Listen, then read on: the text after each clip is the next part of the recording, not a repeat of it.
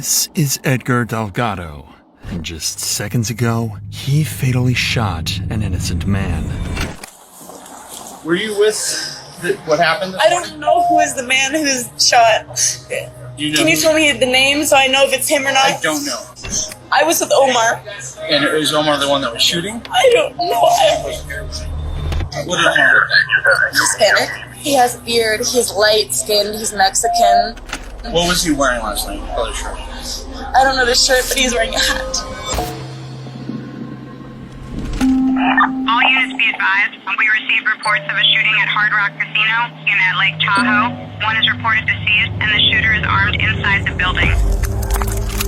202-23.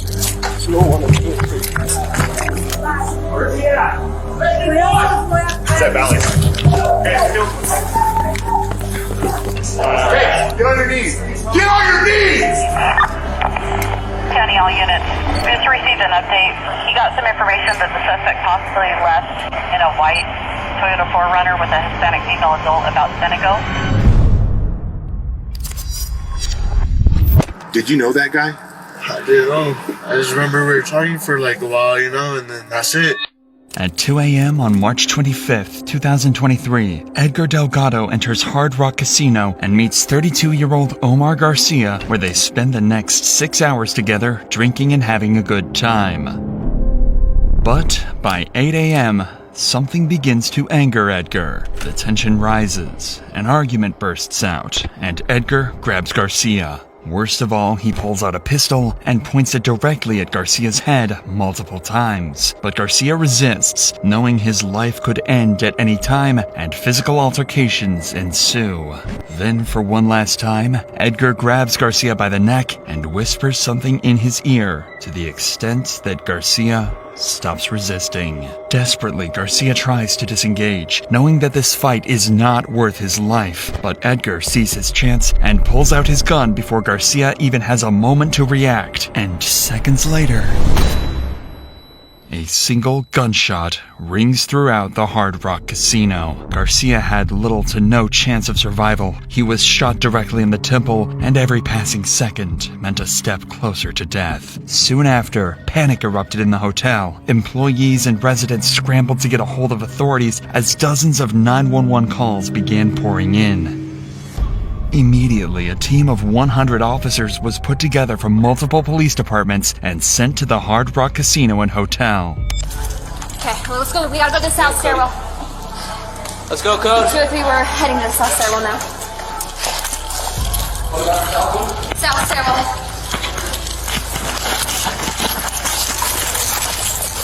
Important to note is the fact that officers have almost no information on the situation itself. All they know is that there was a shooting, and now there is a man lying dead in front of the bar. They also know that the Hard Rock Casino is a massive complex with over 670 rooms, and that gunman could be hiding anywhere. I'm coming to me.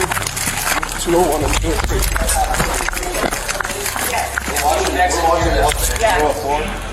Hey, Matt, Keenan. Brian's gonna take us second floor because the stairwell's on the outside. Brian's taking us right here, second floor. We'll hit our stairwells up. We're to multiple floors. Hey. Oh, where are we going? Hey. Brian!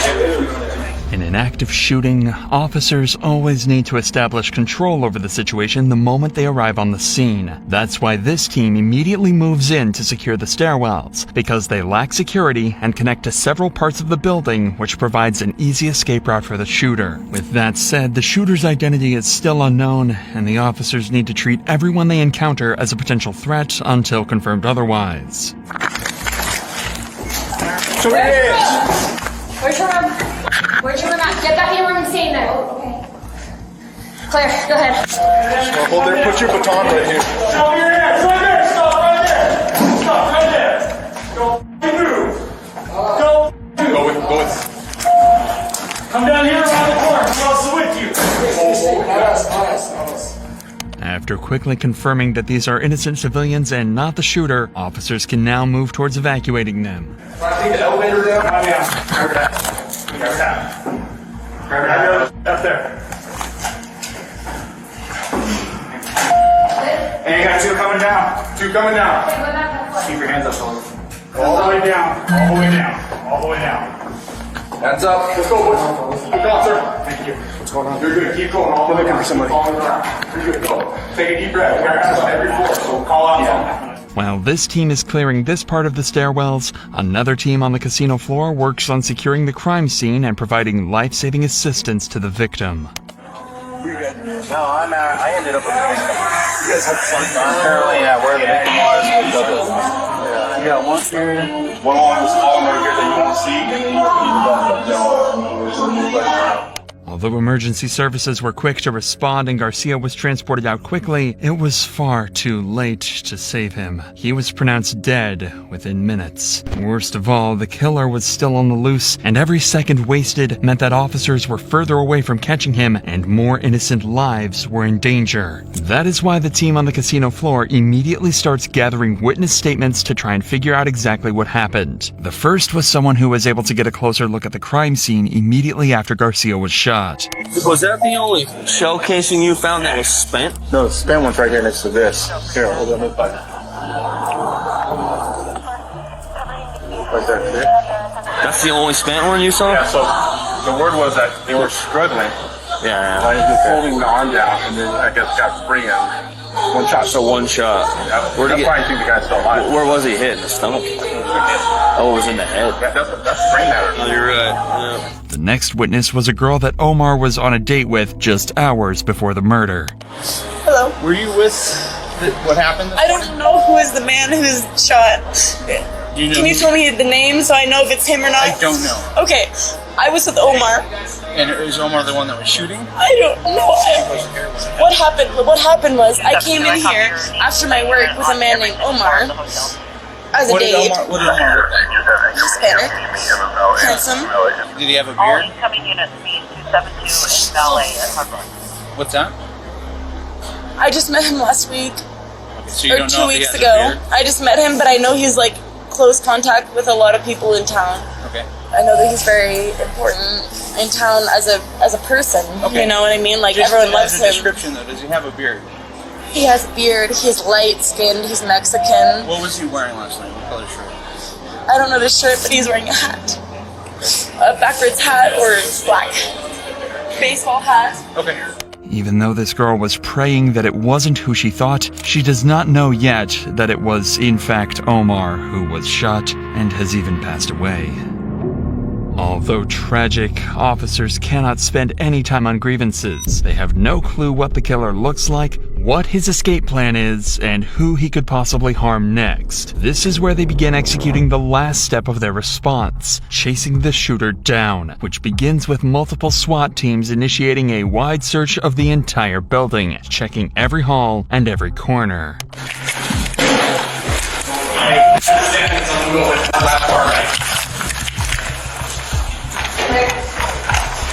Okay, I'll hold. Keep pushing. Take a deep breath, Ellis. Yep. Good job. 202, we will be on floor 9.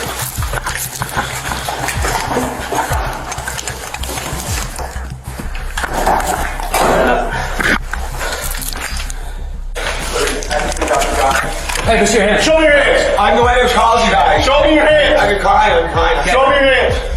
I've been crying. Turn around. Hispanic guy, beard, gray shirt. They're right there. Down here. Down They here. got him. Down here. I called me. Call me 911. Both of you step over here. Okay. Step behind us. Yes, Oh my God, you guys. Yes, sir. Please leave. I was down there playing where it happened. I ran in the car and I saw the guy on the floor. Okay. Oh my God. Thanks. Hey, listen to me. Hey, both of you. He's in a hotel somewhere. One at a I know, time. that's why we're staying. Okay, you guys need to get into the stairwell. Okay, Let's stay. Come out here. Dude's just peeking. Sheriff's office, come out now! It's your hands. Come out. We thought it was our kids. Our kids are in a couple rooms Okay, down. That's listen to why me. You guys need to stay in this room. Don't come out for any reason, okay? Okay. Keep the door locked. Do not come out, okay? There's an active shooter right now. Stay in the room. At this point in time, officers do not have access to any of the CCTV footage, and it is difficult for them to find out who exactly the man is, let alone where he went. But getting their hands on this footage should only be a question of time. The security of casinos are often incredibly high, designed to quickly de-escalate dangerous situations like this, as we will come to see later in this video. The reason for this is part because of a shooting that happened back in Las Vegas in 2017. Due to the failure of that casino hotel's security, they were forced to pay out over $800 million to the victims of the shooting, ensuring that security would be increased on all casino hotels, much like this one. Actually, it's very common for hotels, casinos, or other companies to be forced to pay out settlements like this. That's why I partnered with Morgan & Morgan, the company that fought for many of the victims of the 2017 shooting, helping them win over $800 million. And they could help you too, if you become their client. If you're seriously hurt, your injury could be worth millions. With over 1,000 attorneys, Morgan & Morgan will fight to give you the best results. And unless you win, they do it all for free. In just the past few months, Morgan & Morgan has helped hundreds of people. One car crash victim in Florida won a verdict worth $12 million, and another in Philadelphia, $26 million. That was 40 times more than their insurance offered. So if you ever get seriously injured, your case could be worth millions. And it takes only a few minutes to see if you have a case. You can start your claim with Morgan & Morgan by visiting www.forthepeople.com/insanity, found in the description. With that said, police at Hard Rock Cafe received intel that the suspect likely fled into one of the 5 apartments nearby on the 1st and 2nd floor. Fortunately, this team you just saw cleared out the stairs and hallways, meaning more teams can rush into these apartments and look for the suspect. Sheriff's office, open the door, show me your hands. Keep your hands up. Hey, we had a shooting downstairs. We need to make sure who's in here and who's not, okay? Go ahead, step right here. Keep your hands up. Just you two? Yes, good. Closet.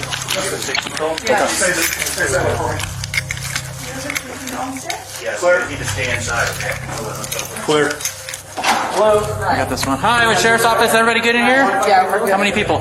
4. 4? Y'all here? Yeah. Okay, can we just check, make sure everybody's okay? Yeah. Nobody's hiding? Awesome. Thank you, ladies. What a day, huh? What a day. That's all good? Yeah. All right.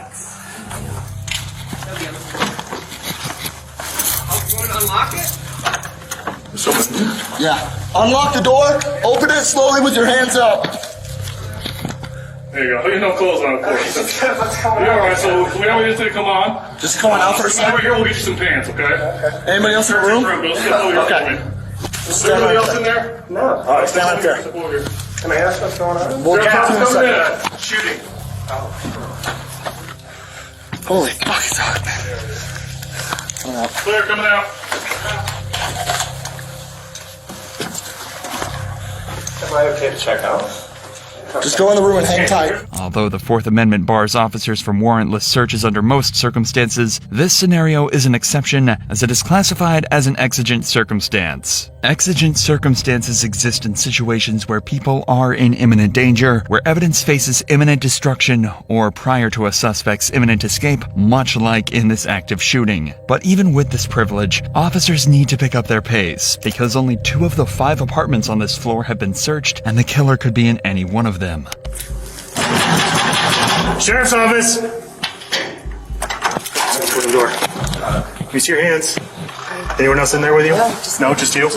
Great. Is anybody hurt in here? No. No? No. Okay, good. We got walk. Just go and stay in your room. Walk there. Oh, here. Hold on. We just gotta make sure there's We just gotta make sure. nobody hurt in here.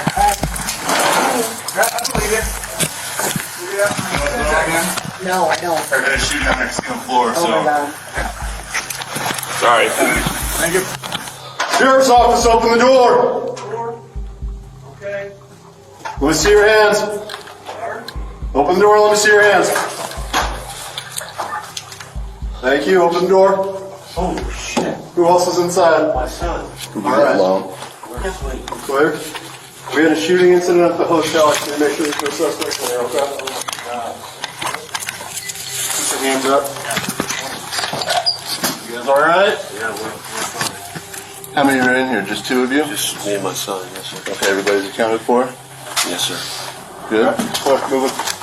Even with such extensive manpower, SWAT is having a difficult time tracking down the killer. But they had one more apartment left, and the individual they came face to face with was someone who could very well be the killer.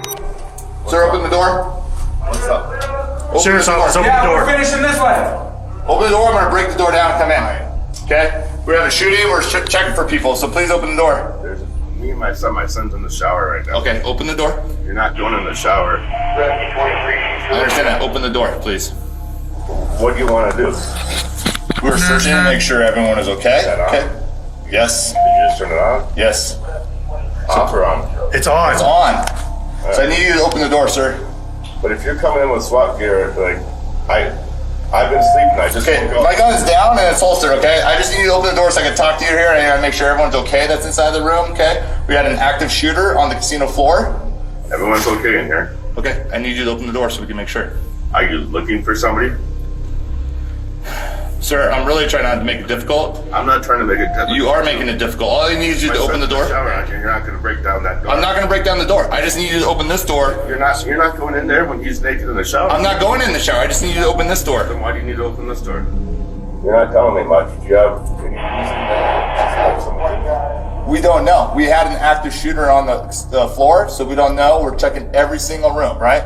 So far, out of all the casinos, out of every room guest that we've been to, you're the only one that's not opening the door. You have probable cause to come in here.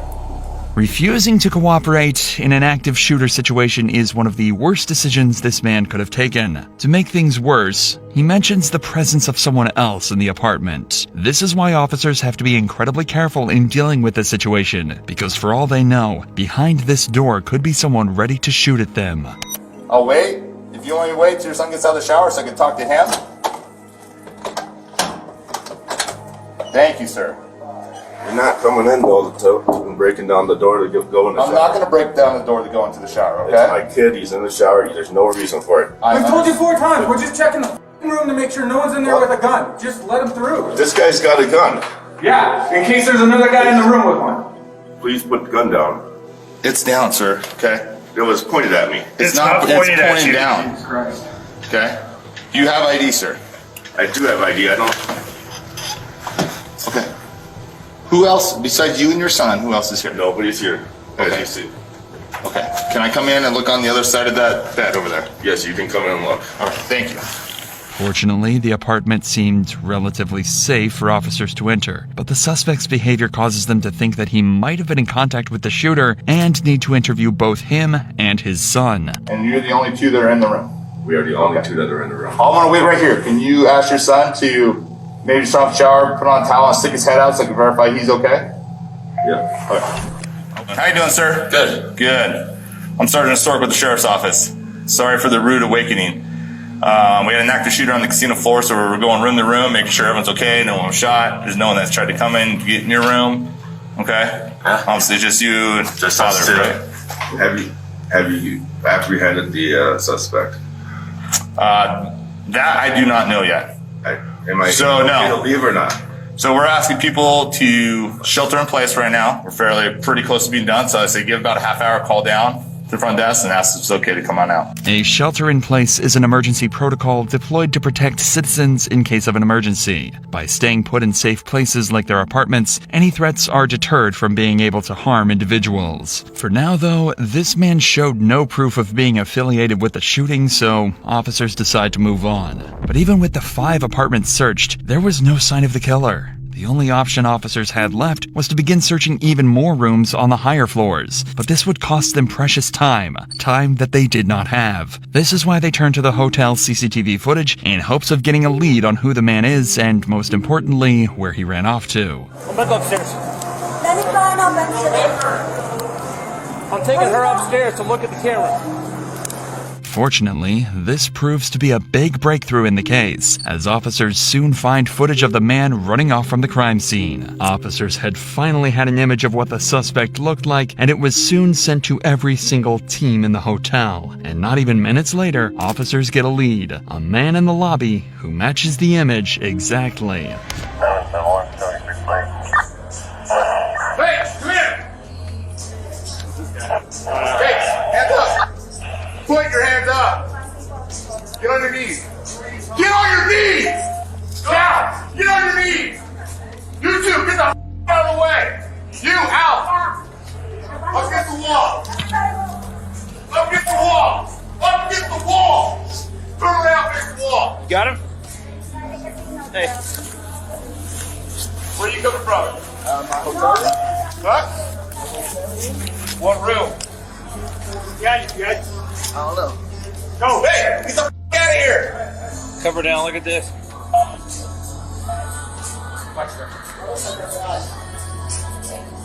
Yeah, dude. Cuff him. I got it.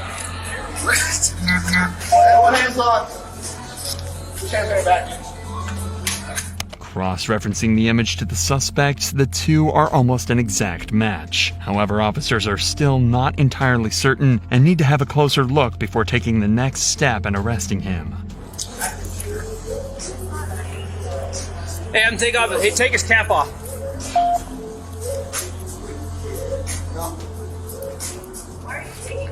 Do you have any tattoos, buddy? Yeah, I got tattoos. Where are your tattoos at? Behind my arm, my thigh, my Let's legs. take off, hey, take off his, let's move his jacket down. Should check his tattoos, right?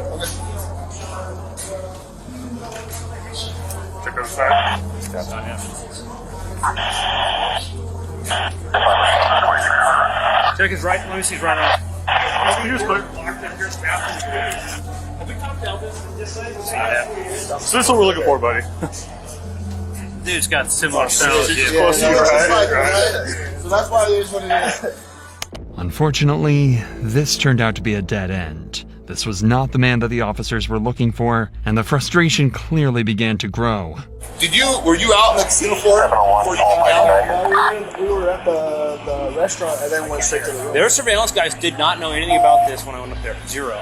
I gave them a picture when I went up there. Always south side with the gun. Right now. That's the last thing they are. That was 10-15 ago. Yeah. Call 5 at night. There's nobody at the lake up, FY. Okay. Let's get you out of here. It is around this time that officers make a crucial breakthrough in the case. By digging deeper into CCTV and tracking back the shooter's movements, they discover that their man is not a visitor, but a tenant named Edgar Julian Delgado, who checked into the hotel the day before with his girlfriend, Savannah Tatapale. Right after the murder, Edgar is seen rushing to his room and coming out with a handful of bags. Savannah soon joins him and they exit the hotel. Edgar, along with his girlfriend, were now on the run. Despite the fast response from police, Edgar was able to escape because no one had a description of the suspect yet. And as we would later see, he even had a close call with an officer before he escaped. Immediately after finding out Edgar had escaped, all roads and highways in the state were placed under heavy monitoring. They were not going to let a murderer escape. And while they waited for Edgar to fall into their hands, they began interviewing hotel employees to understand the motives behind this murder, starting with a security guard who was present at the time of the murder, Robert Bells. And as he and I were finishing the cigarettes, we heard a loud boom, like a shot. Within 10 seconds, the dispatcher, who was Santos Nunez, said someone has been shot at Center Bar. And he relayed that information over the radio? He relayed that information over the radio. I heard the information. Okay. I stepped into the center hallway and proceeded down towards the Center Bar when I saw a rather large man, about 6 foot, 6'1", walking in my direction. Okay. My thought was, this is the guy who just shot someone at the bar, because he seemed a little agitated walking. So I immediately turned around. I stayed far away enough till he exited to the left going towards security podium. That's when I walked out. I'd overheard earlier the traffic that a gunshot, somebody had been shot at the bar. And that's when I walked over and I saw a man laying there in a pool of blood at the bar. From what Roberts says, the killing itself was quite a big scene at the center bar, yet the response was so slow that Edgar was not only given the time to escape, but pack his belongings before doing so. To make matters worse, Edgar actually walked in front of the security podium, the point at which the entirety of the casino's security cameras were managed by guards. Security likely decided that pursuing an armed suspect, especially one responsible for a shooting, was not a wise decision to make, and rather opted to keep tabs on his whereabouts. Regardless, it is unfortunate that Edgar was given enough time to escape comfortably. At this point, officers move on to the next employee, Noble, who gives more insight into what the two were talking about before Edgar pulled the gun. Were you able to hear what kind of conversations they were having, what they were talking about? Not exactly. I wasn't really processing. It was still kind of early for me. It was kind of background noise to me, but okay. They were, Now, well, as they're being loud, was it a loud argument? Were they just being loud, laughing, joking? It seemed more like just kind of tough buddy stuff, I guess. More joking, I would think. In what way would you describe that, the tough buddy stuff? Comments? Like, they did mention they were starting it like, oh, joking, like, I could kick your ass, no, no, you can't type thing. Okay. And that's when, they started just scuffling up a little bit there. Do you remember who told who initiated that type of conversation? No, I can say for sure. Friendly banter turning into a murder is something highly unusual. There is a crucial piece of the puzzle that detectives are missing out on, and the only person who can give it to them is Edgar himself.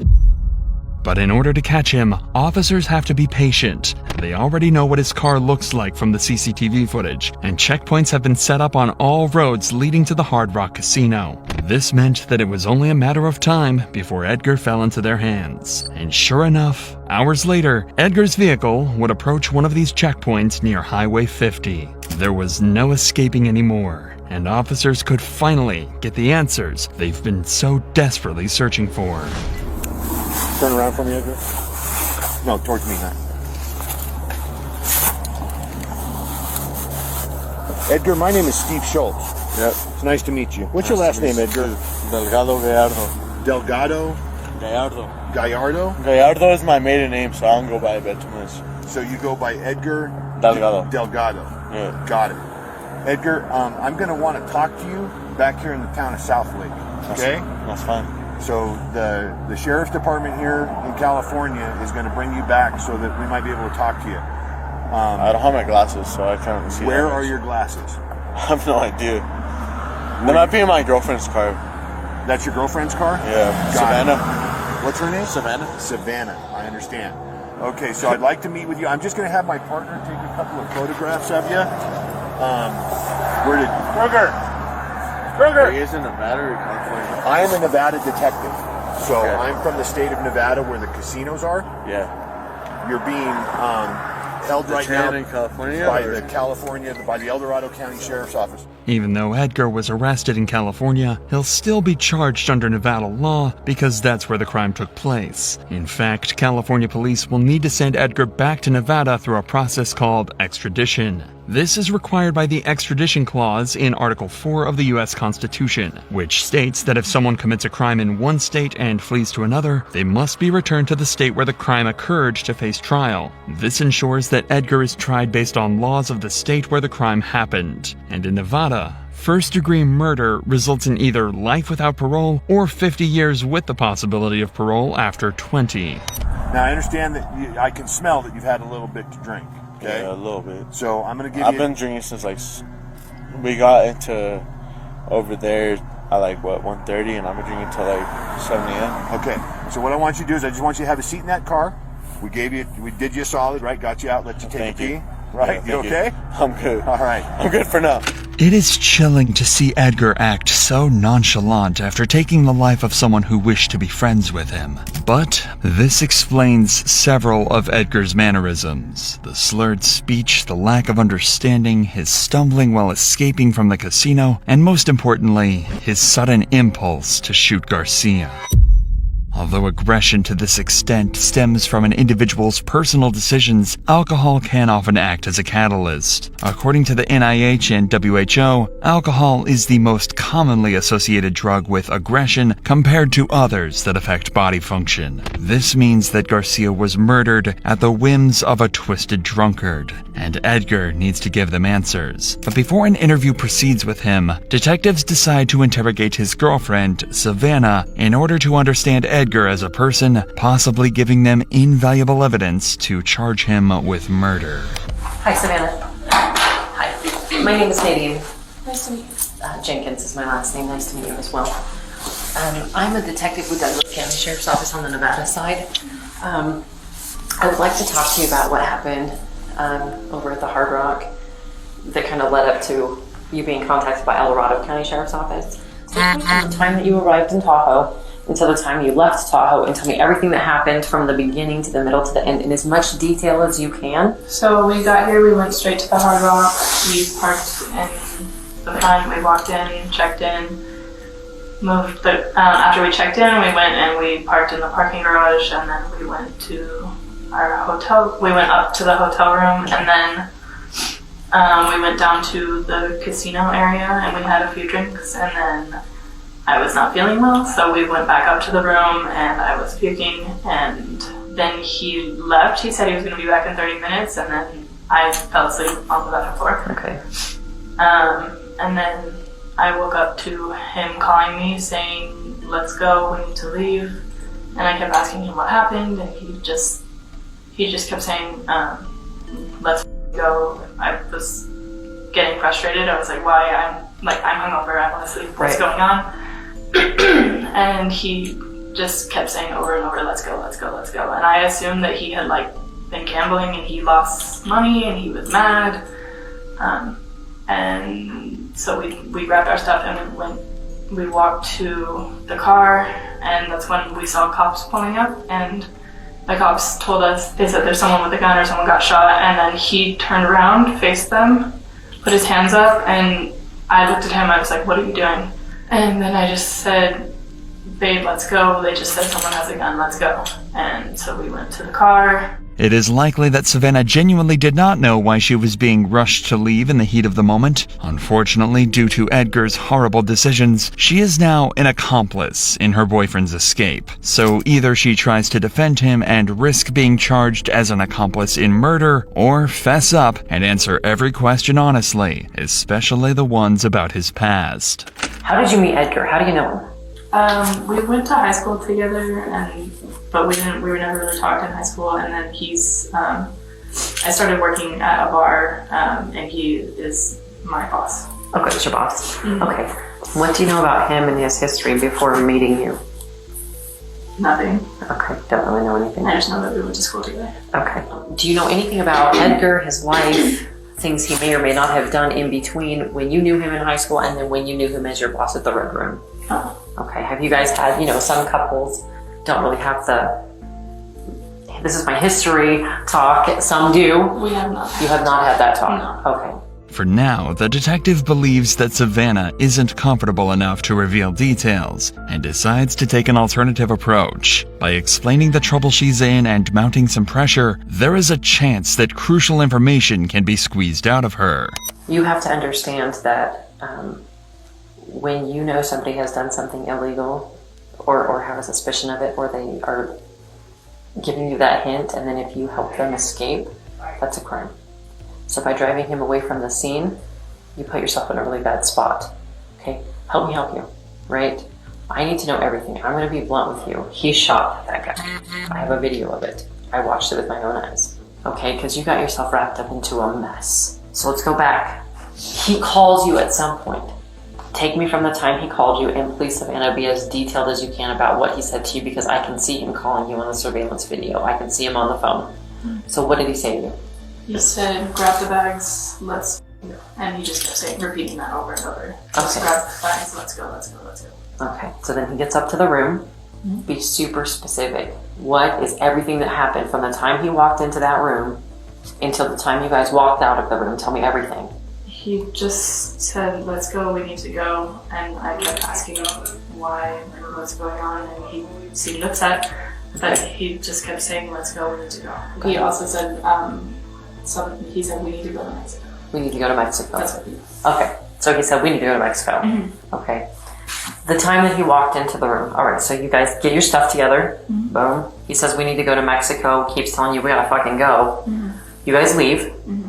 You walk out to the parking structure and you're contacted by the police. Mm-hmm. I heard you say that the police approached and he put his hands up and turned. Mm-hmm. And you started to tell me what he said to you, and then you stopped. Because I don't really remember exactly what he said. I don't need verbatim. Give me the gist of what it was that he said to you. I really don't. I had just woken up. Everything was a blur. Okay. I genuinely don't remember. Don't remember? Okay. Yeah. So I'm picturing it in my head because I wasn't there, but I don't want to get it wrong. So when you say, like, can you give me a demonstration of what he did when the police approached? Like, what did he do body language wise? What did he do? Well, I'm pretty sure he dropped his hat on the ground and he just, like, put his hands up. What does his backpack look like? I think it's a Jordan backpack. It's black. The only other things in the car were my bag, which is green, and he had another black duffel bag. The bag that Savannah mentions contains several of Edgar's items, including the weapon he used to kill Garcia. The black. Okay, barrels towards me. Barrels. And then it looks like the mag and the gun are separate. Slide is open. Okay. And there's a magazine with it. So let's watch for trace evidence or anything on the barrel or anything like that. It's a 26. So it's a Glock 26? Yep. This information is what the detective uses to not only make sure that Savannah is telling the truth, but to find out whether this murder was premeditated or not. Do you know Edgar to carry a firearm on a regular basis? Did you know he was carrying a firearm? I knew that he had it with him. Okay. I didn't know that he had it when we were, like, in the casino. Okay, so you were not aware of that. No. Does he generally carry it on his person when you guys go out? No. I guess I'm trying to wrap my mind around, sometimes people, like, for me, for instance, law enforcement, I carry it everywhere I go, nature of the job, right? Some people only carry it sometimes if they feel like there might be a problem, or they feel threatened, or it's a bad environment, or something like that. And other people carry it all the time, just in case, right? I know for a fact he doesn't have it on him all the time. Okay, so he doesn't have it on him all the time. Mm-hmm. Do you have any idea what would have prompted him to carry it today? No. When he came back to the room, did you see the gun in his possession? No. I saw it when we were leaving the hotel room, about to go to the car. And where did you see it at? I think he put it in his, like, box. I don't know if it's like a gun case or what it is. Okay. So I'm sorry, say that for me one more time. You saw it when you were leaving When the we- room? And from the room to the car. Okay, so he stopped and he put it in a box of some sort? I think it's his gun case. Under normal circumstances, it would not have been odd for Edgar to carry a weapon. This is because he worked as a security guard in Santa Cruz, and due to the nature of his job, one would expect him to be safety-oriented. If this were the case, detectives likely would not think that the murder was premeditated. However, the reality was that carrying a weapon was unlike him, as his girlfriend testifies. If anything, this has dug an even deeper grave for Edgar, since there are grounds to charge him with first-degree murder. But Edgar somehow makes the situation even worse for himself with the interview he gives one of the officers who arrests him. This would also be where we finally see Edgar's mental state during and after the murder. It's important for you to be able to tell your side of the story about what happened back there, and I want to listen to it. And I didn't necessarily want to do it here in the back of a police car, but since you mentioned that you have a gun and that it's in the car, I think it's important that we have the conversation. So but none of that is like, you know, why don't you hold accountable to me because you didn't tell me that before, you know? But all I gotta tell you is like, why don't you tell me your side of this? How did this happen? In the long run, and she knows too, like, I know that she's been wanting to do it for a while. She's been wanting to become like a police officer, you know? Okay. So we're okay talking? Yes? You're willing to talk to me? A little bit. Okay, a little bit. And like I said, anytime you want, Edgar. If I don't want to talk to you, that's it. You can say anytime during this conversation. You can say, "Hey, Steve." Like I've had family not members that are gay members, you know, and like I know the way it is. I get it in the streets. So I understand that you've had a life, right? I get that, and it's important for you to get your side of this out. What happened? Why it happened? And I'm willing to listen to that.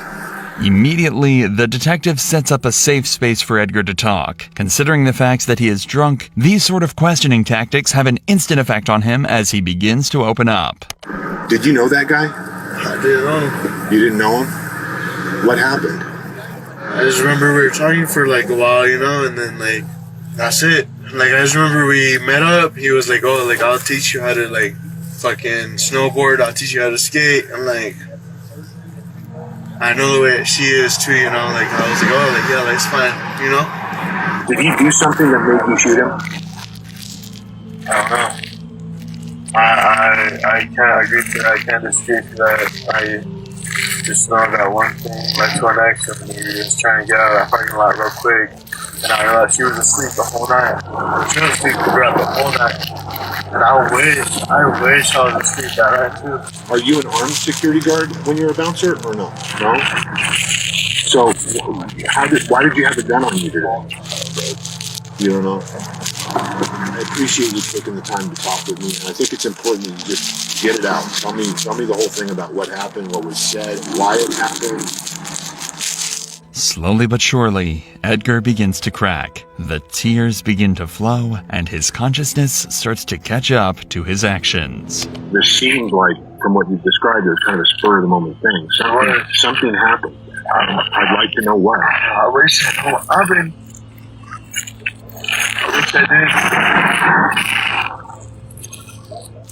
I'm not one to just like react like that, you know? React like what? I don't know. How many times did you shoot it? Do you remember? I don't know. You don't remember? I don't know. I don't remember any of that. I just remember talking to someone about snowboarding. I remember talking to someone about skiing. And I just remember, like, leaving, like, no, telling to rush. And I just remember a bunch of ARs put it everywhere. And I remember, like, earlier, like, in the night, like, once we got here, cause like, we headed out of Santa Cruz, like, pretty late. We headed out, like, probably, like, at 9, you know? Santa Cruz is, like, 4 hours away, 4 hours and a half away. And my girlfriend was the one driving, like, look at the miles in the car, you know? Okay. We were breaking in that car, we were having a good time.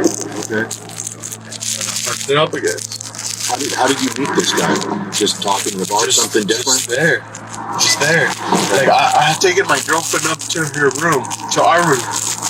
I had taken her up to our room.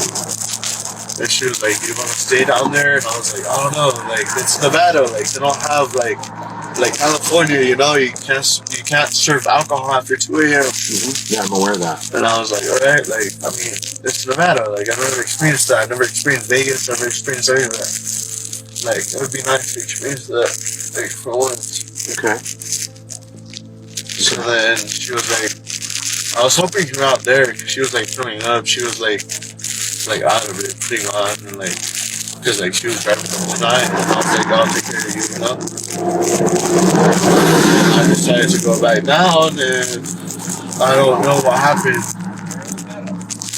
I just remember it being like fucking this at the, like now, like